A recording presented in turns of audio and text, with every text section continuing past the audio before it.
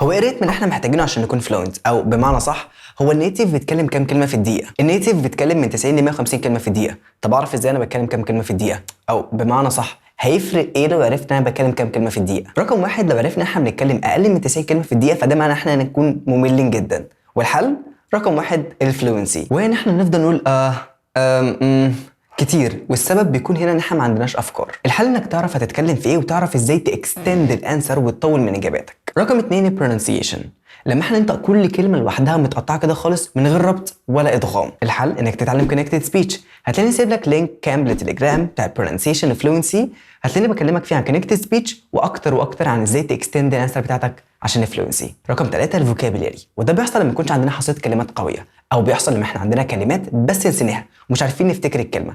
فالحل بتاعها انك تحاول تسبورت الكلام بتاعك، تجيب معاني كلمات تانية تخدم الكلمه اللي انت ناسيها دي.